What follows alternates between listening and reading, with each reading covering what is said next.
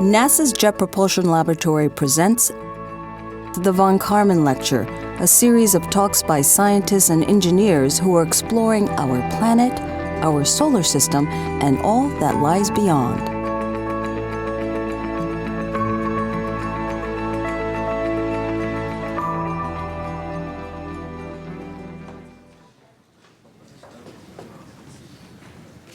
Hey, good evening, ladies and gentlemen.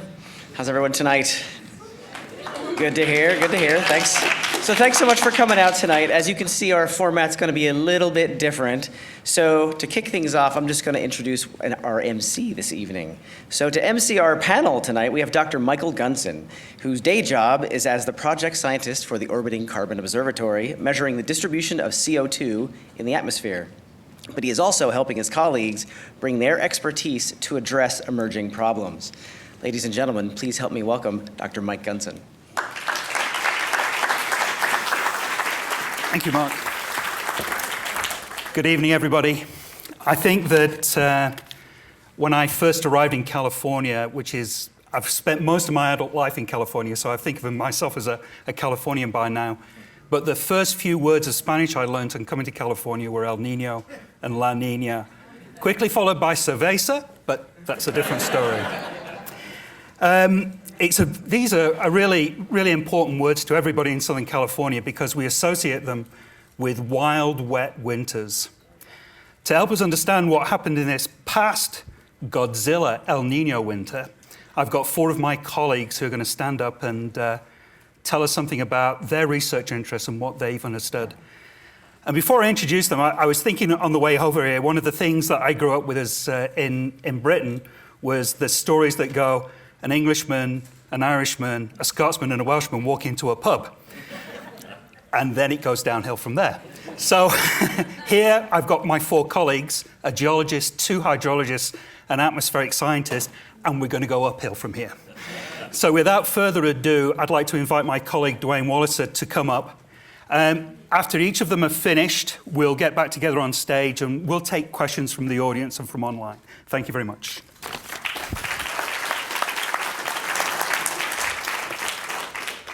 Thank you, Mike. So as you know, the occurrence of El Niño always necessitates a lot of discussion, especially when it's in California. And that discussion happens in the news and it happens around the water cooler. And a lot of times it's around, is it going to be a big El Niño? What's going to happen to California in the drought? Is there going to be floods associated with the heavy rains? And those discussions that we hear about often muddle the difference between El Niño on one hand and predicting El Niño, and the effects of El Niño on the other hand and predicting the effects of El Niño. And the one objective I really have for the few minutes that my colleagues given me to talk to you is to clarify that difference. What's an El Niño and how good do we predict it versus the effects of El Niño and how good we predict those, okay? So as far as El Niño goes, this last El Niño that we had this last year was a very big El Niño. And in fact, out of the last, say, 20 El Niños over the last 100 years, it's easily in the top 3. And depending on how you count it or who's counting it, it may be the biggest. So it was a very, very big El Niño.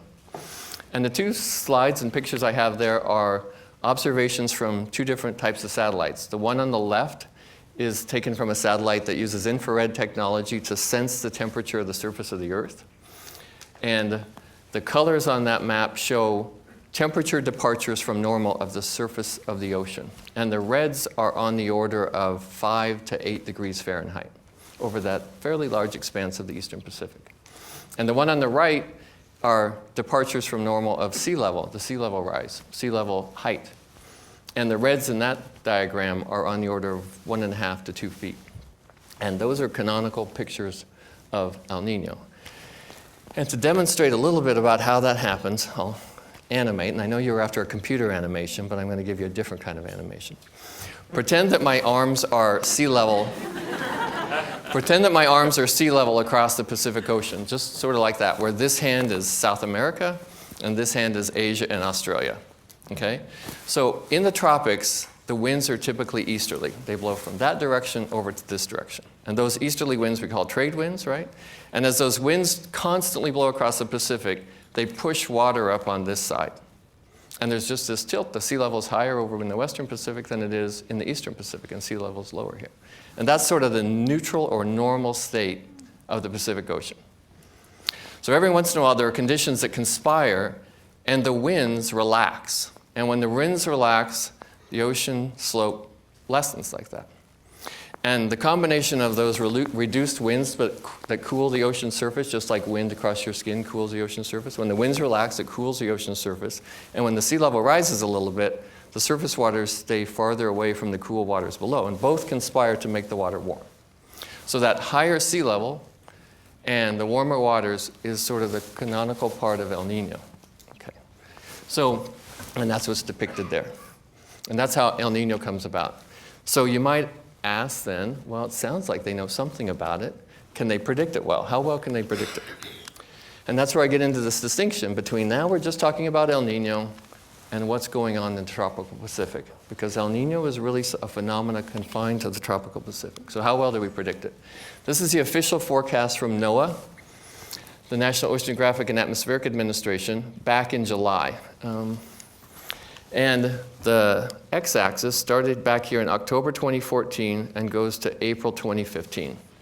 And when the forecast was initiated, it was July, last summer in July. Okay?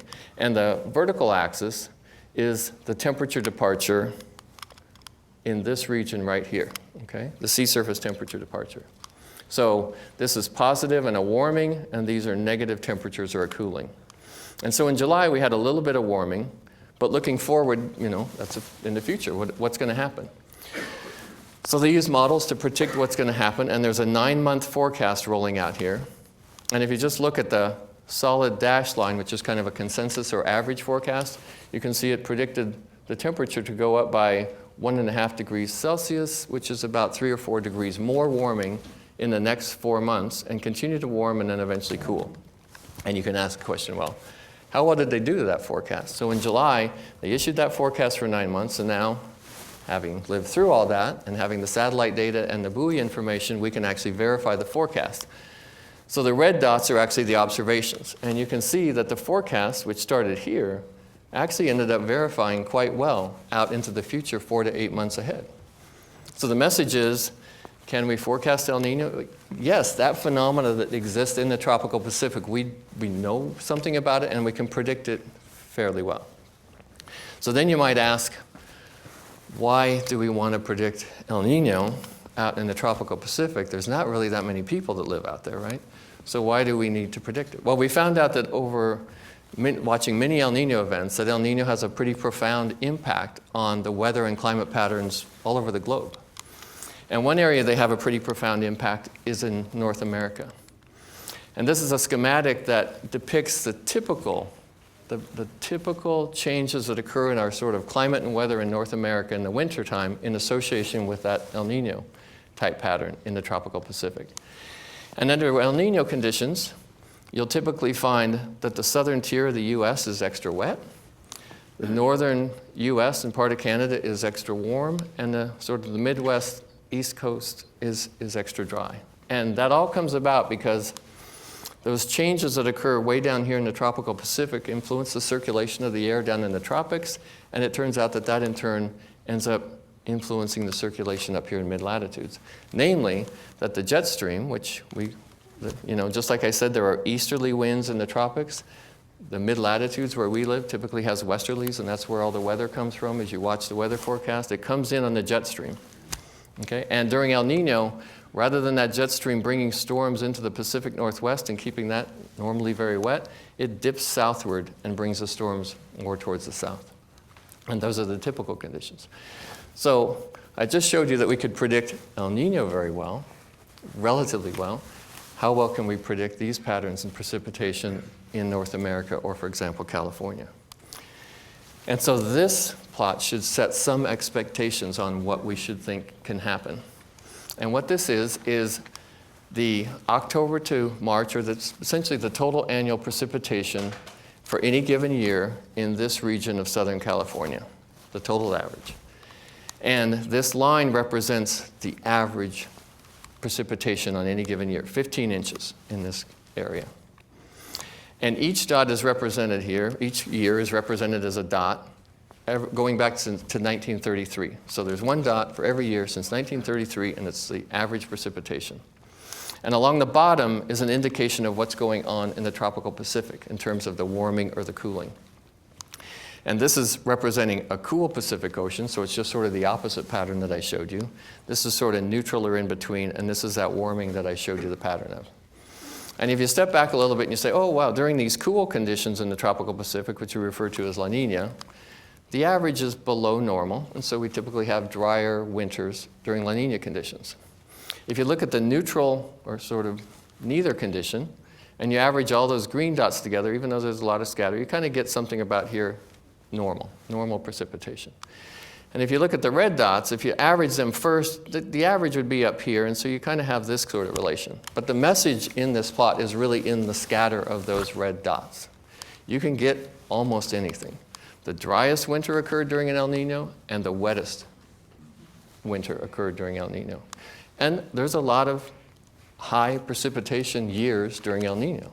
And that's why we can kind of come to learn or anticipate, oh, El Nino may bring us a wet winter.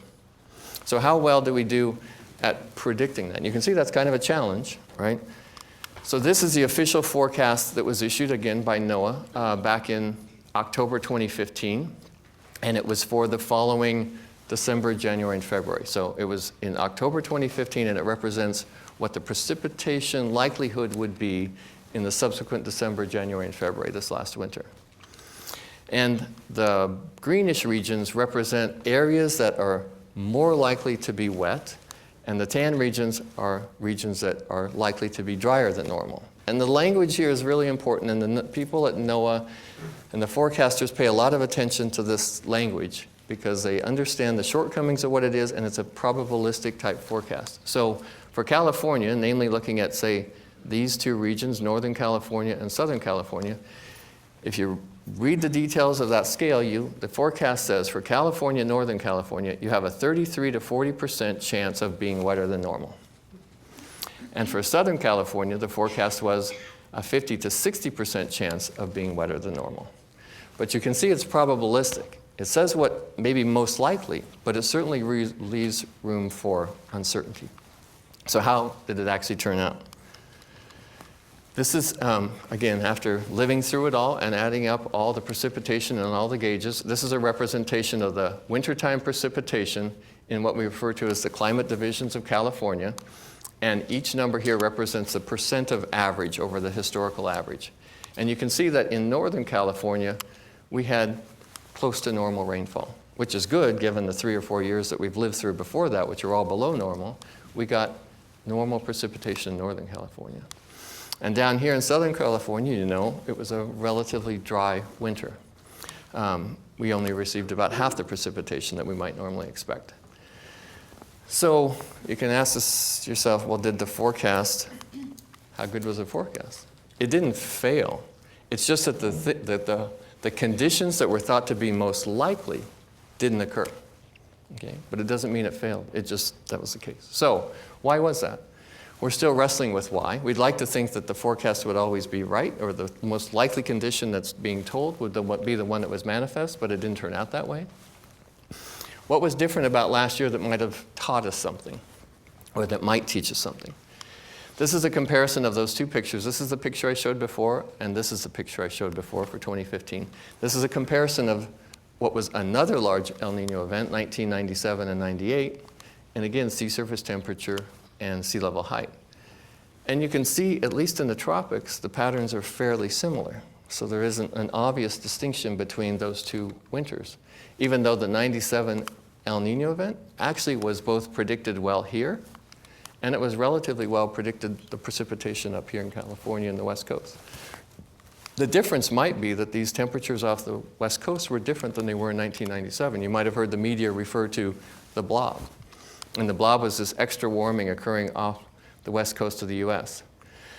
So this aspect is still a research problem. The forecasters and scientists are undertaking research to try and understand what they can learn from that and maybe better anticipate and come up with the correct, most likely forecast next time. So that's what I mainly wanted to tell you. And in summary, I just want to distinguish between the phenomena El Nino, which occurs in the tropics. We know a fair bit about it, and we can predict it relatively well. Then there's the effects of El Nino, which is a much more challenging problem, and it is a much more challenging prediction problem, as you can see. And so we're working on that, and part of JPL's role in that process is to provide new and continued satellite information that will both inform that research and help advance the predictions. So with that, I invite my colleague Tom Painter to come up and talk about, of the precipitation I talked about, how that manifests itself in terms of a mountain snowpack. Thank you.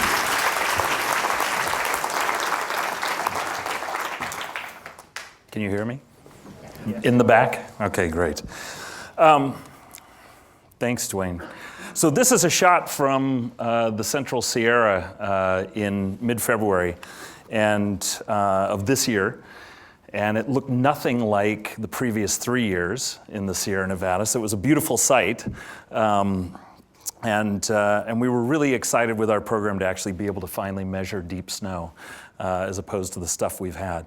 So Duane alluded to this, but the thing I want to start out with is if you took all the mountains of the western US and you just cut them all down, there wouldn't be much precipitation in the western US, right? And there wouldn't be the civilization that we have out here. It's the mountains that cause the lifting of the clouds coming off, the water coming off of the ocean, and that causes the precipitation here, all right? And you can see the distribution of elevation. So the Rocky Mountains in here, the Wasatch in Utah, and up into the northern Rockies, and these ranges across here. And how much of that is rain and how much is snow? Well, the vast majority of that is snowfall. All right, because we have very high mountains out here in the western US. So we really need to understand the mountain snowpack because that is our #1 resource in the western US. All right, so 2015 was a grim year, and Frank Gerke, I'm not sure if you can see it above the chairs, but Frank Gerke is the chief of the California Cooperative Snow Survey Program. All right, they gather all the information from all of the cooperators, Pacific Gas and Electric, Southern California Edison, City of San Francisco, on and on and on, to combine that information and make the snowpack information available to the state.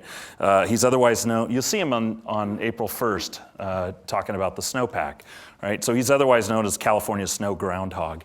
And here he is out with his bodyguards at the Phillips Snow Course up by South Lake Tahoe last year, pointing to what the previous worst year was, what the average was, what 1983 was, and then here he is on this date with no snow. This is this year on about the same date, and it was a much better feeling. There was snow, and he didn't have to put tape on his federal sampler, and of course he didn't have the governor and the head of DWR with him. But at any rate, it definitely was a much better year. How much better was it? Well, so we started out here in the early part of the year, creeping up and bumping up against average conditions, which is what this faint blue, this cyan is. And as we headed into late January, we were starting to crest above average, and in the central and northern mountains, we actually were sneaking up above average, and we were getting really excited because El Nino, the big kick from El Nino doesn't tend to come until February, March, April, when the snowpack just can really start to accumulate like crazy, and then it came February 1st and it shut off. And that was a real bummer. February was extraordinarily dry. And then we went into March and we started getting a little bit more. And then it fizzled out again. And so it's pretty grim that in this year that was about 85% of normal in the mountain snowpack, that was something to shout about. All right? But we'll take what we can get in terms of the snowpack. Oh, actually, I want to point out also, Duane mentioned that there had been previously 2 El Niños that were of the magnitude of the El Nino that we were experiencing. All right, so 1982-83, which is depicted here, it's snowpack, and then the 1997-98 El Nino. Now, in terms, so I'm showing you part of that story, and Duane alluded to this, but 82, 83, 97, 98 had huge snowpacks. So, right, we got another El Nino of that magnitude, it's gonna be a huge snowpack. And just do your statistics, you know that two samples is not really that reliable, and sure enough, it didn't turn out quite like we had hoped, and we're desperately wanting. All right, so how have we known the snowpack? So we pretty much measure the snowpack the same way we have for the last century. And so this is the Tuolumne River Basin up in the northern half of Yosemite National Park. And the Hetch Hetchy Reservoir is right here. You'll see it in a second, but this is the water supply for the city of San Francisco. And these red dots, which are expanded by 3,600 times, represent snow pillows or snow courses. And I'll show you in a second what those are. But there are 8 of these in the whole of the Tuolumne River Basin, which is about 460 square miles. Huge area, right? But there are only those measurements, and then there's a big gap in here. All right, so what are these measurements? So there's Frank at an earlier time with his federal sampler, where you plunge the tube in, pull it out, weigh it. That tells you how much water there is in the snowpack right there, and you do it at 10 sites along what's called a snow course. That's been done since about 1910, and that is the main measurement of snowpack that we have. And then in the 1980s, we brought in, this was hot on the heels of waterbeds in the 1970s. How many of you remember waterbeds? See, look at that. It's amazing how few people know waterbeds. How many of you know Pong? Yeah, see, more people know Pong than waterbeds. All right, but somebody finally figured out what to do with a waterbed, and that's to put it in the ground and measure snowpack on top of it. All right, and so in the 1980s, that's when we started inserting those, but there are far more of these samples out here, but these give you a daily measurement. The problem is that they can get ice on them. Bears like to rip them apart. Bears like to sleep on them. And they also pool water on top of them, and so that makes you think that there's snow when there isn't snow, and so these remain a bit of a problem, all right? So we have not that great of instrumentation. So at any rate, those are the measurements we have, and we've done remarkably well with how poor an instrumentation we have. But this is the way that we really want to see it. We want to see it with 39 million times more coverage. We want to have wall-to-wall mapping. We don't want to have just distinct points. We want to have the whole thing so we can add up all of the water in the snowpack. So that led to the development of the NASA Airborne Snow Observatory, which we fly out of JPL and we developed here. And there are a whole bunch of words up here, but here's the plane at the Mammoth Airport. There's Mount Morrison. We get at snow depth, which we then take to snow water equivalent, which is just how much water there would be if you melted the snowpack down instantaneously. And we get to snow depth using a dual laser system, so just like in the movie Wall-E when Eva comes down, right? And so this maps topography, and we map it when there's snow on the ground, and we map it when there's no snow on the ground, and the difference between those two tells you how deep the snow is, wall to wall. The resolution is about like this, and we have all of those pixels. So it's kind of like having a snow course or a snow pillow everywhere across the landscape without an environmental impact statement. All right, so that sits on the front of the payload integration mount here in the plane, looking straight out the bottom of the plane, and then right behind it we have, for the measurement of snow albedo, which is the reflectivity of snow, or what tells you how much sunlight's gonna be absorbed by snow. We use an imaging spectrometer, and that measures the reflected sunlight in nearly 100 different colors or wavelengths. And that, the absorption of sunlight represents about 90 to 95% of the energy that goes to melting snow, all right?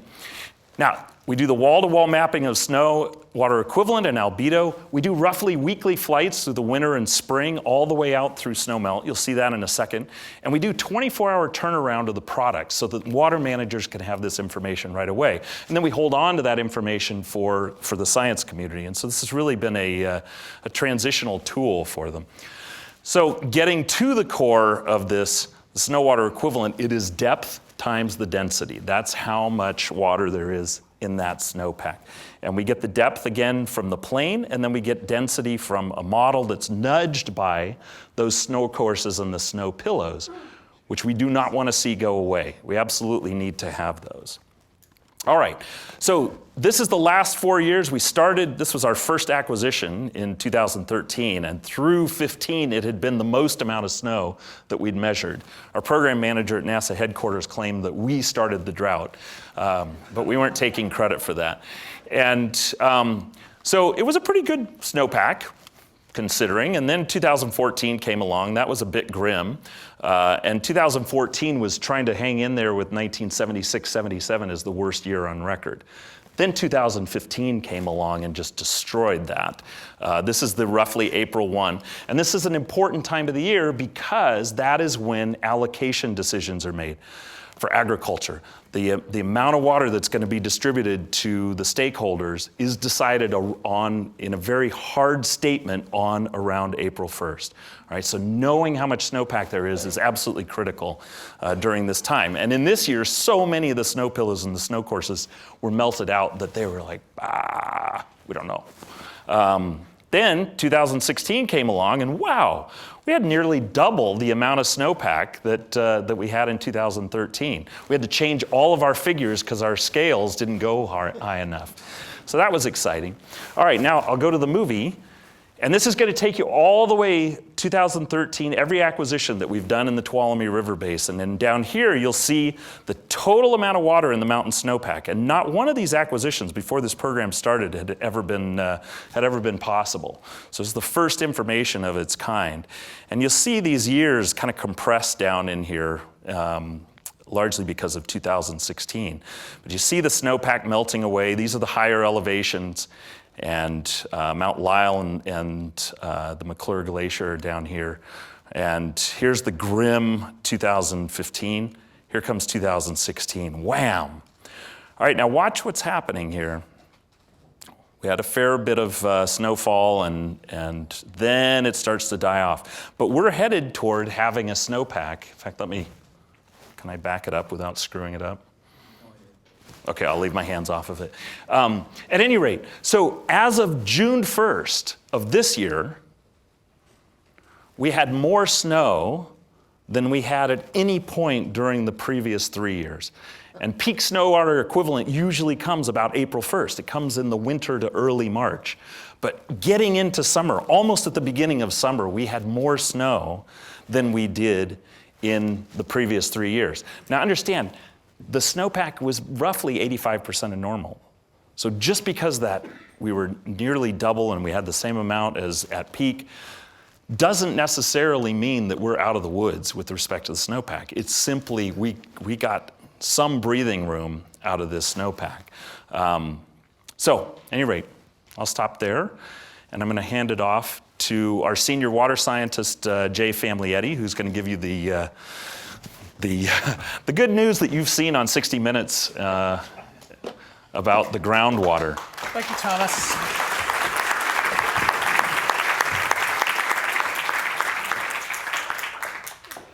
Thanks, everybody. So while this is changing over, I'm responsible for changing it over.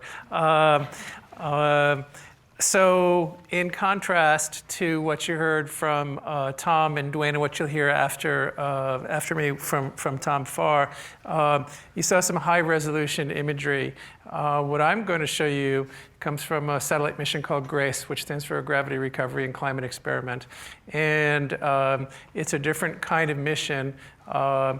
And the results, or the information that we get, is a little bit lower resolution in both space and time. Meaning we can look at these data on regions that are 200,000 square kilometers or greater, which is about the scale of the size of half of California, and monthly and longer. Okay, so it's in sharp contrast to the Tom sandwich that I'm sandwiched between Tom and Tom, and so I'm going to slather on some low-resolution GRACE data. This is an image that we put together in 2014, and I think it gives a sense of the declining amount of water that's stored across the whole state. So yes, we have our ups and downs, as you'll see. We have wet seasons and dry seasons. But one of the things that the GRACE mission has exposed is that we've been steadily losing water in California for some time. And a lot of that has to do with our over-reliance on groundwater and the fact that we grow a tremendous amount of food. So we're not judging about whether it's right or wrong. We're just sort of figuring out the accounting. Personally, I love to eat. I had a wonderful peanut butter and jelly sandwich before I came because it's an early presentation tonight. But I was thinking about it. So this is the magical mat? Yes. Okay, wonderful. So I was thinking about the food that I ate and how much of it came from California. Well, peanut butter and jelly. So the jelly was strawberry jelly. Good chance those strawberries were grown in California. Peanut butter, not so sure about where the peanuts came from. The bread had a lot of walnuts in it. Most of the walnuts that we eat in the United States, and most of the pistachios and most of the almonds come from the Central Valley. It takes a tremendous amount of water to do that. So we've been stressing out our resources, and it's so much stress that we're seeing it show up in these satellite images. So the mission is called GRACE, Gravity Recovery and Climate Experiment. It was launched in 2002. And I like to say that it functions like a scale in the sky that can weigh the monthly increases or decreases in total water storage, which I'll explain in a second, for large regions, which I explained already, 200,000 square kilometers and greater. If you look at those two satellites, I think I have another image here. You can see that they're not very big. They're about the size of half the height of a minivan.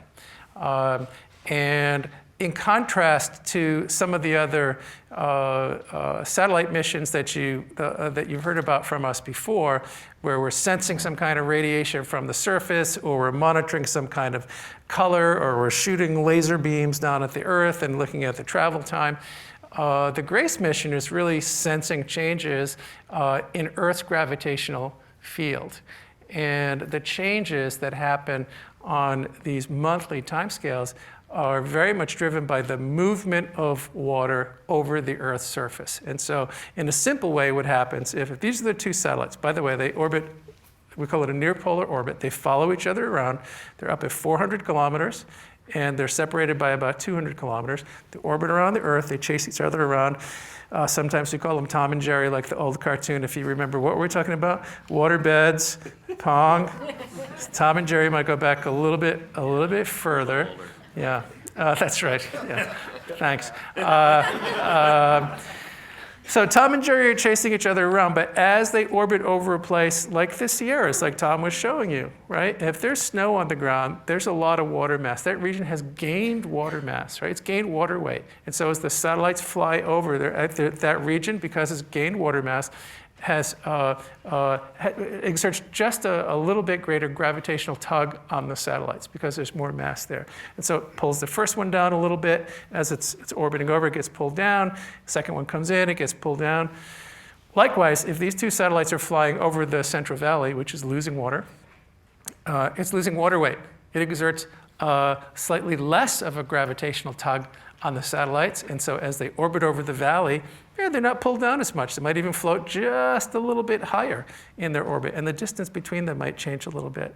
So by keeping track of the vertical and horizontal position of the satellites, we're able to map out the regions around the world that are gaining or losing water mass on a monthly basis. And so like I think Tom said, those were first of their kind, for the ASO, first of their kind. This is kind of a common theme, right? We have very novel measurements that we make here at JPL and NASA. And so likewise, the GRACE data are first of their kind. The caveats are, it's relatively low resolution. Now, what GRACE is really showing us is what we call a change in the total water storage. So all of the snow, all of the surface water, all of the moisture in our soils, which we call soil moisture, and all of our groundwater together. Okay, so we call that the total water storage.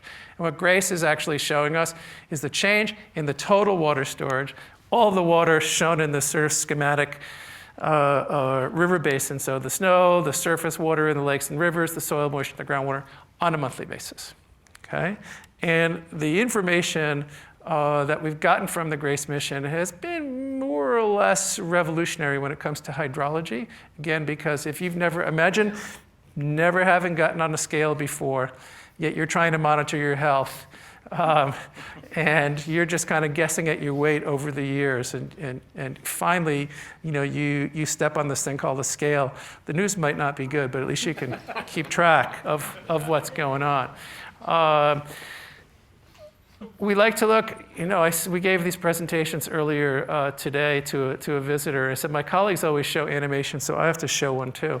And so we're looking at the ups and downs of water storage in California. And the blues are wetter, and the reds are wetter than normal, and the reds are drier than normal. So we just went through the beginning of the California drought. This is sort of like a moving drought map, right? An animated drought map.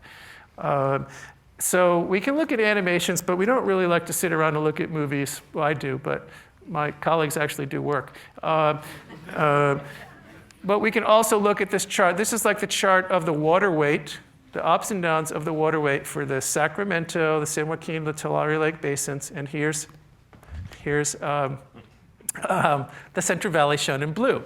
And so we started in 2002. This finishes in November of 2016, actually March of 2016. Now this finished in November 2015. March of 2016 is right about here. I've seen the new data, but I don't have it in this plot. But anyway, we see wet season, dry season, wet season, dry season, right, of total water storage in the Sacramento. This is most of the water in California.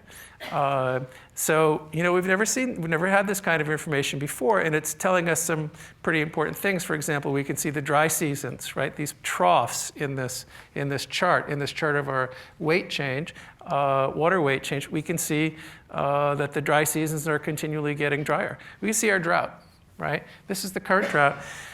Started, nominally in 2011. And so we can quantify this. So we can read the numbers off the scale. We've been losing about 15 cubic kilometers or 12 million acre feet of water per year, going back to 2011. That's more water. For reference, in California, the total amount of water we use for domestic and municipal supply is 10 million acre feet. So we're losing more water each year than all 39 million Californians use. About 2/3 of that, by the way, is coming from groundwater pumping, and I'll show you that in the next slide. But there's some embedded timescales here that are worth talking about. And the second one is, when I look at this chart, I think it's easy to imagine that maybe this drought started in 2006, and this was just a little mini El Nino, which it was. Okay, and really you can see that we've been losing water this whole time. And so this is sort of, this orange line here, when you think about that first image I showed you of the green, yellow, red, right? That was the green, and then the yellow one was here, and the red one was down here. So we've got this progressive loss of water. And the reason is that our winter rains, the El Niños and the La Niñas and the normal winters come and go. We get most of our water, most of our precipitation happens in the winter. We have good years, we have bad years. But our groundwater, as I'll show you in a second, just goes. It just disappears. So when you add them together, this is what you see. And so what I have been calling this, and what I think Grace has revealed, is that we have chronic water scarcity, right? And a lot of this is driven by agriculture and the need to produce food. And it's not just in California, right? It's really happening in all of the main aquifers, the groundwater storage units of the world, actually. It's happening in over half of 20 of the 37 world's largest aquifers are being depleted at a pretty rapid clip. This is my last slide, and it, I think, underscores what's happening with groundwater. And so this is a combination plot of data from the U.S. Geological Survey taken from wells in their groundwater model, and our estimates of groundwater losses from the GRACE mission. So we're looking at the cumulative groundwater depletion in the Central Valley going back to 1962. And actually this plot, if we were to extend it, we would see this decreasing trend actually goes back to the 30s. So this has been going on for almost 100 years. The colors in the background represent whether we have a wet period with respect to precipitation, right, greater than average rainfall, a dry period, drought periods like we're having right now, or in between, variably wet to variably dry in those light gray to light blue colors. And so, the overall message is, of course, the downward trend, right? And that's what we're trying to stop. We're trying to arrest this trend with the Sustainable Groundwater Management Plan. It's not clear that that's possible if we continue to grow so much food. So this is a national problem that we have to be thinking about. But the other message here is that during these wet periods, sure, we get a little bit of recovery. But then during the drought periods, we really hit the groundwater really hard. And then we get a little recovery, and then we hit the groundwater really hard. So that's why we have this overall downward, downward trajectory. So there are lots of implications for that. And one is that the water table is dropping quite a bit. The average water table depth in the Central Valley, so the top of the groundwater zone is at 2,500 feet. And so many, many wells are running dry. Many people can't afford to dig new wells, which cost, to go down 2,500 feet, costs about $250,000. You may have to wait a year to 2 years because there's so much demand for drilling new wells. Not everybody can afford that. And there's other consequences. Streams are running dry. Look around Southern California. You don't really see a lot of naturally flowing streams, and that's because the water table is so low. And one of the kind of scary things that happens that my colleague Tom Farr is going to tell us about next is that the ground is actually sinking in some places, and in some places many inches to feet per year. So to continue with this theme of novel observations, please welcome Tom Farr.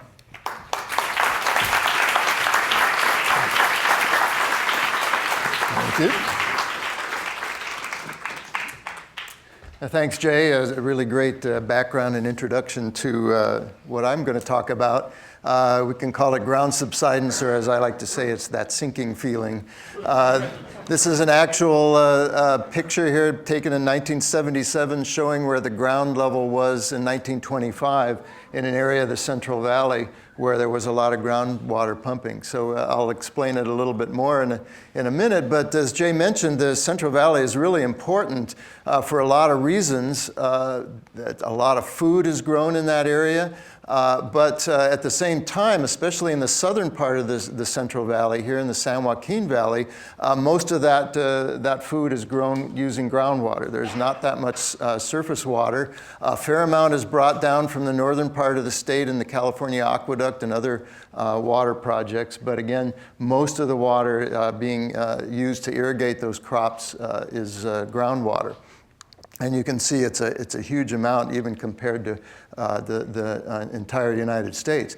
And we're looking at the Central Valley for a variety of reasons, partly because we have a lot of data, there's a lot of interest there, but also there's a lot of places, what we call alluvial basins around the world that Jay mentioned, that are also experiencing these kinds of problems, where you have gravel, sand, and other kinds of aquifers that respond to this groundwater withdrawal in a variety of ways. And so we can use these remote sensing techniques that I'll talk about to study that. And also, of course, policymakers, the Department of Water Resources here in the state is really interested in what's going on with the groundwater in the state, and can we help them not only monitor the groundwater, but also the effects of the groundwater withdrawal and the subsidence, the sinking that I'll show you in a minute.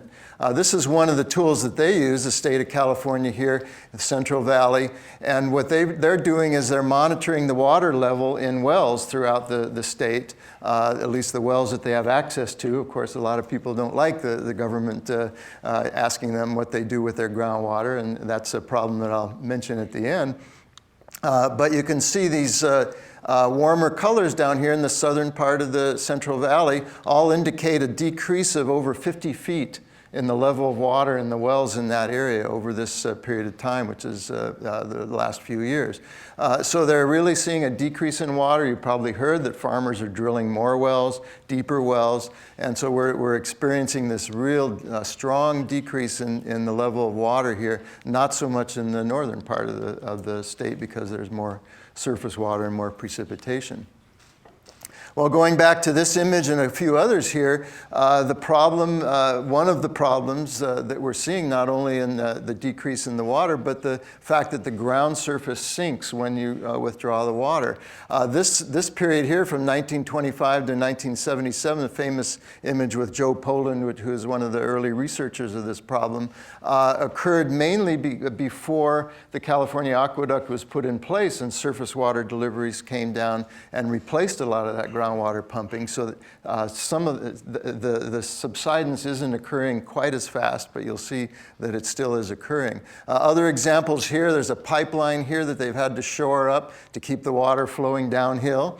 That's another problem with the aqueduct, of course. The aqueduct in certain areas that I'll show you has to be shored up so that the water continue to flow. Here's another wellhead here where it's clearly separated from the ground by a couple of feet. And this is kind of an interesting, it's an old gas well pipe that the farmer painted orange a couple of years before the picture was taken so he wouldn't run into it with his tractor. And sure enough, after a couple of years, it's sticking out another 1.5 feet because of the subsidence in that area. So it's clearly a problem for infrastructure and a problem for the water resource itself. Now, the technique we're using is something that I always have trouble trying to explain. It's not as easy as LIDAR or the GRACE satellites. We use a technique called interferometric synthetic aperture radar, which is such a mouthful that we always just call it INSAR for short. And what we're doing is we're collecting radar images over and over and over again, either by satellite or aircraft, over an area, every couple of weeks, every month, every couple of months. And every time we collect a second image, we can pairwise, we can basically subtract one image from the other. And radars are special because we can subtract the phases of the radar images. And what that allows us to do is look at changes at the wavelength scale of the surface. And these wavelengths we're talking about are like an inch to a foot type wavelengths. So we can see changes in the ground surface at the sub-inch level. We can see the ground changing at fractions of an inch. So what I'm going to show you here is an example of a time series that we collected over and over again over this time period of 1996 to 2002. We've got a lot more data, but this was one of my best examples. So I like to show it to policymakers when we try to explain what we can do. And the LA Basin here, and you'll see the color scale here goes from -5 centimeters, about -2 inches, to +5 centimeters or 2 inches. And what you'll see is how the ground is going up and down in the Los Angeles Basin, mainly because of pumping of groundwater. And then in the winter times, it recharges and the ground level comes back up. So if you're careful, you can watch the summers and the winters go by. As a geologist, I always have to point out the Newport-Inglewood Fault runs right through here, and that serves as a barrier to the groundwater, so you see that the groundwater changes differently on either side of that surface. So this is mainly recovering every winter. It's not a big problem in terms of subsidence or problems with the water table. And in fact, it's kind of interesting to notice that groundwater accounts for up to 50% of our water use in the LA Basin. You always hear about the aqueducts, but we use quite a bit of local groundwater. Up here is one spot, though, you might notice that didn't really recover during that time period. It just went down, it didn't come back up again. That's an area over in the Chino Basin, and they're actually aware of that. It's a problem, the subsidence is a problem, and they actually have a special board that's monitoring that. And they've actually, since this time period, 2002, they've been able to control that, and it's subsiding much less now, but they've actually had to put controls into place to deal with that. Now I'll show you another animation here that's of the area of the southern Central Valley, the San Joaquin Valley. And you'll see here the towns, Bakersfield, Fresno for reference. And you'll see the time scale here is about 2007 to 2011. You see my color bar, though, only goes one way. And that's a problem. And that illustrates what the big problem is here in the San Joaquin Valley. You see this hole developing, and it just keeps going. It never comes back. Even in the winter when we get rainfall, it's just caused by the pumping in that area, and also the fact that in this area, the geology is especially conducive to this subsidence phenomenon when they pump the water out. So this is the kind of thing that the water resource managers are really interested in getting a handle on, and getting a more quantitative view of what's going on. So what we've developed is a number of different products, including the animations, but things like this, where we're making color maps, and this is that feature that I just showed you, but this is a later time period. This is May 2015 to March of this year, and in fact, we're adding more dates up into the current time using a satellite that the Europeans launched called Sentinel-1. And what we're able to do then is make these color maps of the total amount of subsidence over this time period, and able to show then how it relates to surface features. You'll notice another feature up here near the town of El Nido. That's another feature that's known. It actually developed about a decade or so ago because the farmers in this area have replaced a lot of their traditional annual crops with tree crops like almonds and pistachios. Those need water all year round. You can't stop growing those. You can't let your field go fallow for a particular season. So they've started developing subsidence in this area. Some other features you see here is in pink, the California aqueduct running down to give us our water. You see a canal here called the East Side Bypass, which is a flood control feature. You see that running right through this subsidence feature. There's a lot of concern that that's no longer going to prove to be a flood control feature because of the low spot in the middle. Another interesting feature is this blue line here is the proposed high-speed rail line. And I've actually been fielding a lot of questions and emails from the high-speed rail engineers because of the feature that we see. But you'll see that the subsidence actually impinges on the aqueduct as well, and I'll show you an image of that in a minute. But in this area of the maximum subsidence here near Corcoran, which you see in this time period is about up to 20 inches over less than a year, I've plotted a time history of what that area looks like. And this is another thing we can do with this essentially four-dimensional data set. And what we're showing here is a period from actually May 2014, which we've used, which I can plot because in this red line here is a Canadian satellite that we've also processed and used to create the subsidence maps. Then the Sentinel data is this continued data. And that clearly shows that the subsidence is up to about 2 feet per year in that area, the maximum subsidence in this area. So we can show in a quantitative sense what's going on. Now, I just wanted to show one more thing here. In this yellow band here is the path of an aircraft sensor that we've been using. And my colleague Kathleen Jones here at JPL has been flying this aircraft radar over and over again along the same path and able to create the same kind of data for that path. And so you see here the path of the aircraft, the California aqueduct pathway, and then she's color-coded here in red the subsidence areas. And what's nice about this system is it's much higher resolution than the satellite systems, so we can home in on an area here that we saw in the satellite data but couldn't really kind of pinpoint what was going on. And so she's enlarged it here, and this little bullseye here is sitting right next to the aqueduct. And sure enough, you look in the center of that bullseye, and there's a big well there, and it's pumping very hard. And they experienced most of their subsidence in the summer of 2014 before we gave this data to the Department of Water Resources, and they have contacted the well operators because it costs millions of dollars to shore up the aqueduct to keep the water flowing. So this is a pretty important aspect of the infrastructure of California. So I just wanted to return to this and sum up by saying that, as I mentioned, we're working closely with the Department of Water Resources. They're actually funding our work to make these maps. And you probably heard maybe in the last year or so, California finally passed regulations on groundwater in the state. And so they're using our data then to inform their decisions on how to regulate and control the groundwater use and pumping in the Central Valley. We're also expanding to other parts of California and other parts of the West and the world to start looking at other problem areas that have these same kinds of subsidence issues. So that's all I had, and I guess we can switch over. Thanks, Tom. Stay there. Back to you, Mike. So with that, the fun starts. And I'd like to invite my colleagues to come and sit in the comfy chairs. Oh, no Monty Python fans? Oh, thank you. Stick around, I've got more. So please, come and join us on stage, guys. And we're going to take questions from the audience and from online.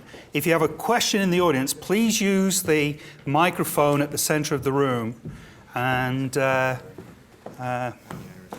we'll give a few moments for them to get comfortable. Am I the Irish one? Just checking, maybe. So, any questions before I kick it off? Oh, yes, we do have one. Please come up and use the microphone.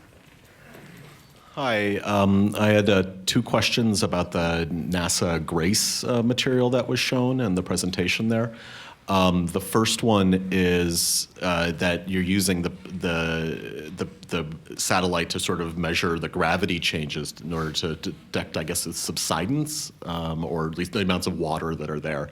And I wonder if I'm sure you probably have thought. So, are there other confounding factors, other issues that would be changing the gravitation, the gravity of how much it's pulling, and how do you account for that? Sure. And then I have a second question. Right. So, should we let Jay answer that one first, and we'll get to your second question? Should we vote on it?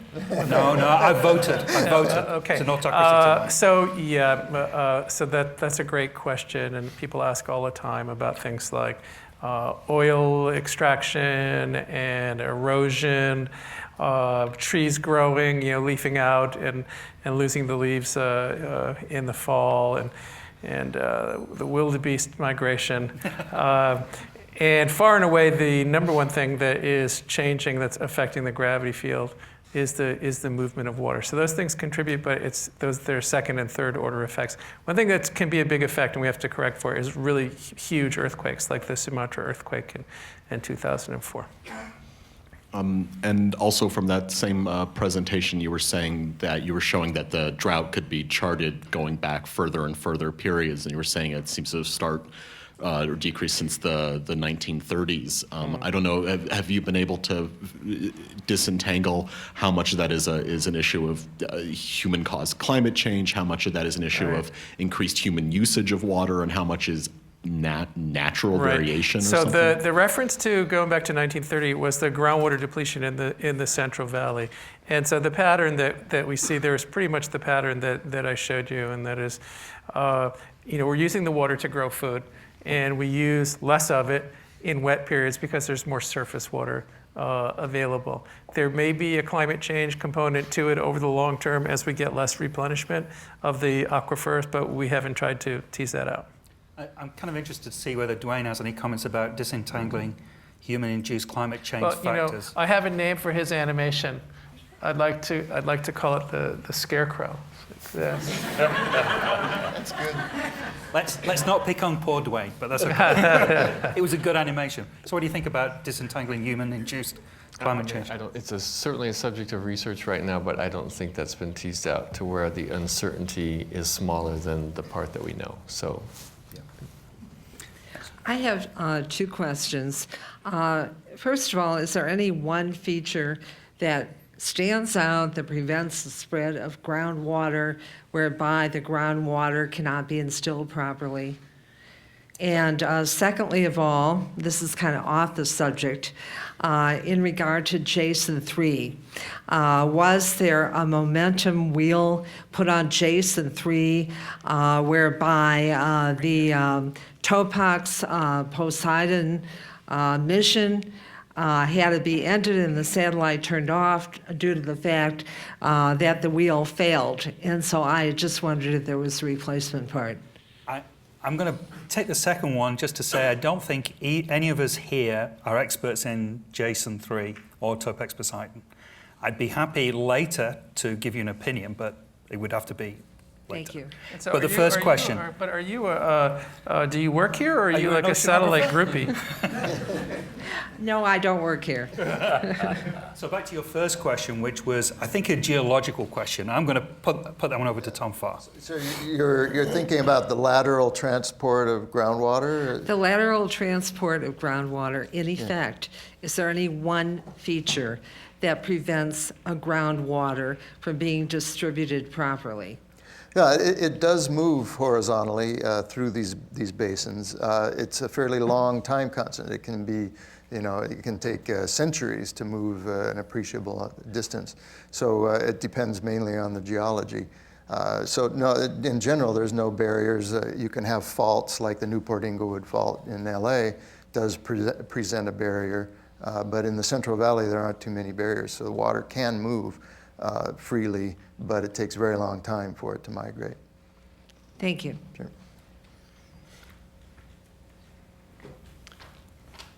You described 4 interlocking processes. What is, in your opinion, I know that you don't have enough data, it's only 10, 12, 15 years, the long-term effect of the climate change, let's say for 100 years or 200 years, on all these 4 processes? So I'm going to let every one of you have a chance to field that one. Starting with Duane.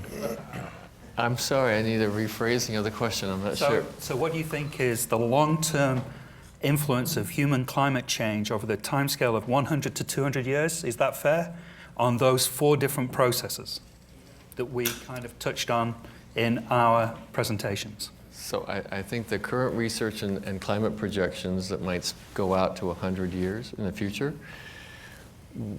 indicate that there would be less rainfall falling in kind of the southern latitudes around the world, the sort of subsidence belt or high pressure regions, and there'd be more rainfall falling to the north of that. So we call it something like the dry gets drier and the wet gets wetter. And that's what the projections look like, the model projections going forward. And there's just a tiny bit of evidence that that may be happening. In fact, Jay showed some things, I guess, earlier today, but not during this talk, that showed evidence of that. We actually published a paper on that topic that shows with the GRACE data that we're seeing the mid-latitude areas get drier, and the high-latitude areas and the tropics are getting wetter, just in the short time frame of the GRACE data. Is it climate change? Well, give us a few more decades of GRACE satellites and we may know, but it certainly matches what the models predict.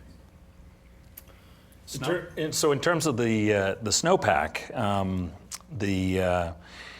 as temperatures increase in particular, then the phase of the precipitation, so instead of falling as snow, more of that will fall as rain.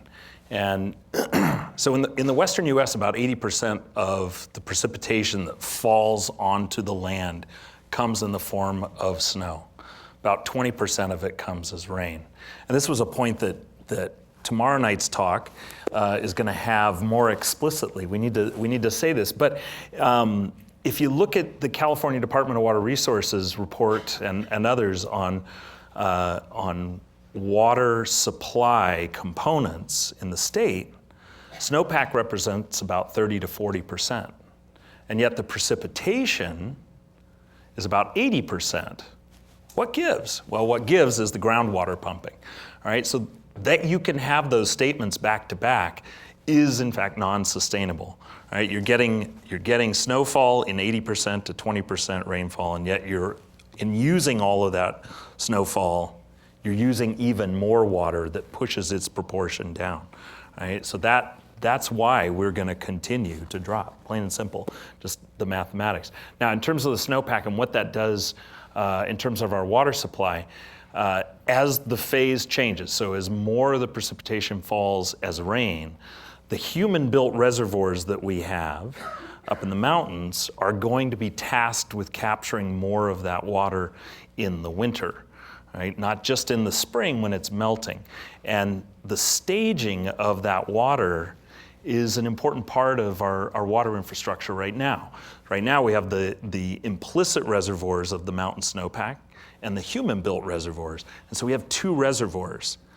But as more and more of this falls as rain, it runs downhill right away. Snow doesn't run downhill except in avalanches. Fortunately, not all of our water supply falls or slides as avalanches.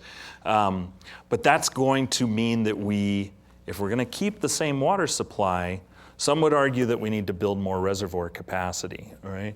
Others are going to say that's not going to happen, and it would likely be tangled up massively in litigation for a very long time.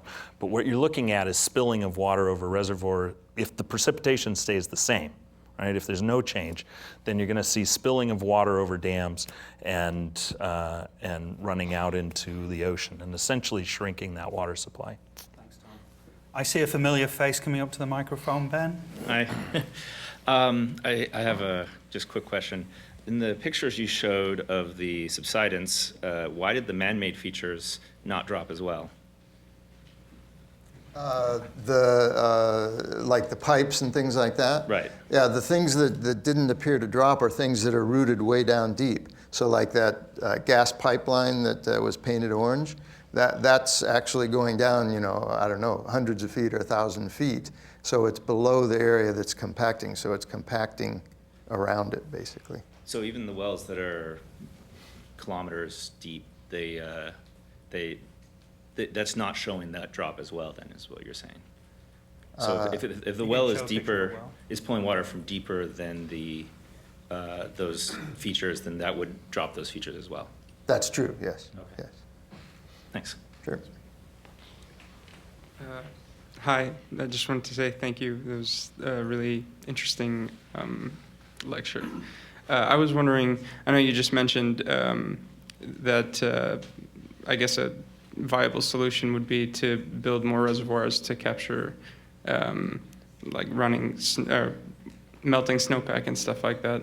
But what other viable solutions would there be if the drought continues and we continue to pull groundwater out? And So as this is meant to be a scientific panel, yeah. I'm going to give them a get out. There's some opinions I'm sure at least one of every, the five of us up here could give you, but go ahead. Go ahead. I'll jump right in. So I think a non-controversial thing is to just use less. So just be, conservation and efficiency are easy and non-controversial and cheap, right? And so if we do as much as we can there, especially in agriculture, we can have a tremendous amount of savings, and I don't think it wouldn't cost billions of dollars. And that's a big push by all of the water handling entities. So. Another thing is what's called managed aquifer recharge. That's essentially another reservoir, treating groundwater as a reservoir. And you can artificially get the water down into the ground. It's not as efficient as other things, but once you get it into the ground, it's less subject to evaporation. So that's really getting a lot of attention right now, and we're looking at that with our radar techniques as well.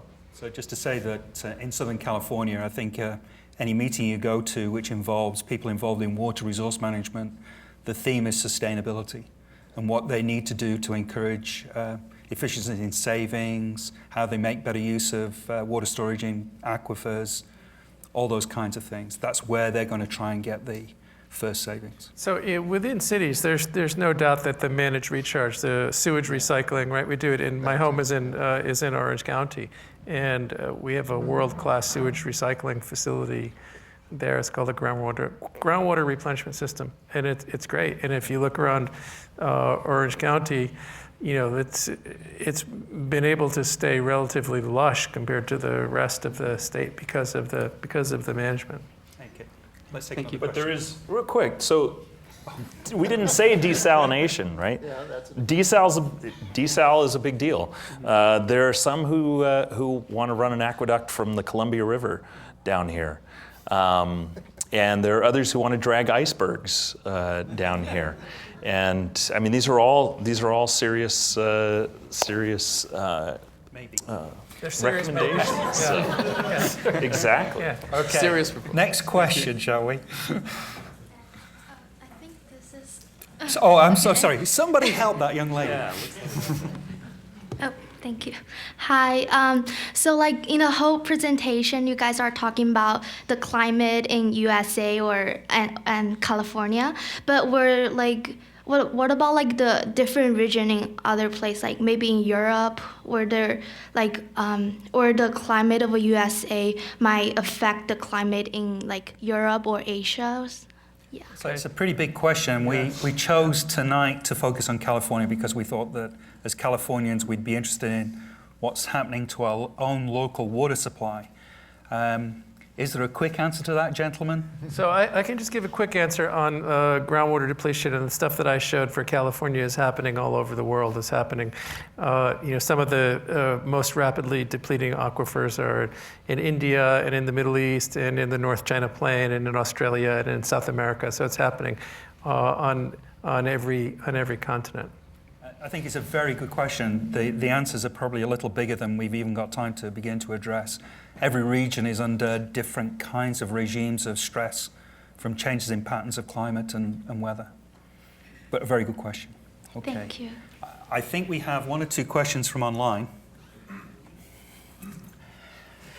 So, Matheny asks, what would be the most practical way to emulate NASA's GRACE technology in other parts of the world to gauge the effect of El Nino on water resources? So the GRACE mission is actually a global mission. So it sort of follows on that last question, is that although we only talked about California here tonight, we do have a pretty compelling picture of what's happening. You know, what we saw in California is sort of a microcosm for what's happening all over the world, and it does allow us to see some of the patterns that Duane had. He had a U.S. map that had, impacts of El Nino, wetter here, drier there. We can kind of see some of that with GRACE because it is a global mission. If you guys want the full talk, we can have a Von Karman sleepover. We'll just go all night long. Just let me go and get a couple of beers and we'll stop. Well, I can say that the radar techniques are also global, that we're using satellites, and particularly the European one right now is collecting data virtually everywhere in the world. And NASA has a mission that'll fly in about 2021 that will continue those kinds of measurements. So we'll have a continuous time series of these kinds of measurements basically globally. So we'll be looking at many alluvial basins around the world. Okay, so the next couple of questions from online are not necessarily scientific, so you can express your opinions at this point. Dino asks, are there any programs in place starting to try to preserve as much groundwater and snowpack as we can? You want to start with groundwater? No, let's start with snow. It's on top. All right. So over to you, Tom. That's right. So preserving snowpack. One of the ways that we preserve snowpack is by not changing the phase of precipitation, and so not warming with all of its other implications.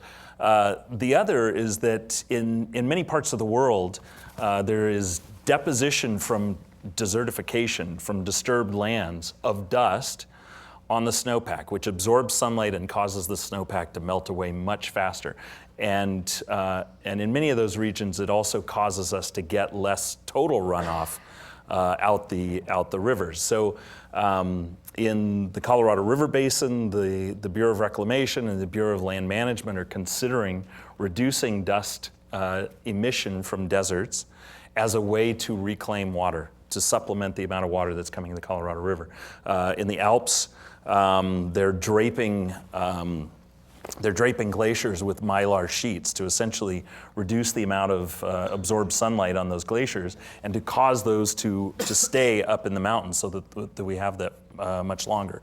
So it's one of the things that the World Bank has been working with various scientists that I'm interacting with to pursue is a reduction in particulate load so that we can, particulate being dust and black carbon, to preserve that snowpack not only within the year, but also over the longer haul and keep those glaciers longer. So we asked a scientist a question and we got a scientific answer. You bet.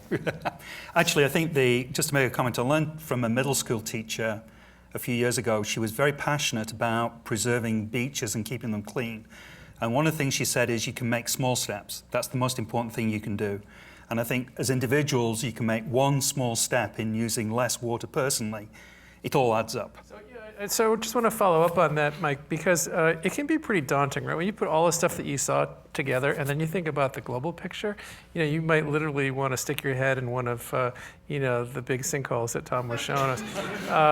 And so it's important to not get overwhelmed. And right, I mean, do the little bit that you can. Cut back on your watering of your yard. I mean, that's just a small change. And it's a small change that has a big impact.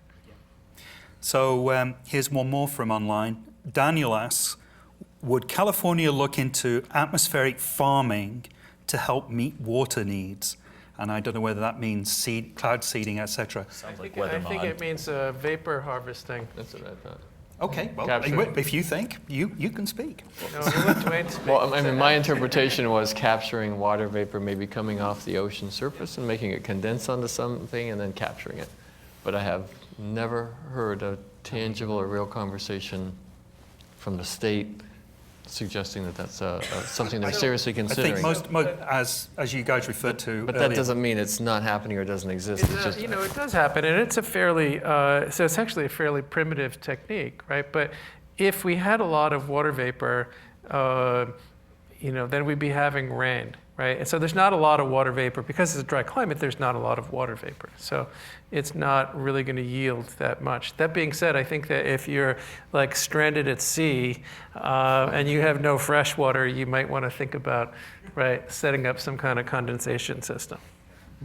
So with that, stop laughing, Amy. So with that, I'd like to thank our speakers. And if there are any more questions, we're going to be here for a while. good job, Tom.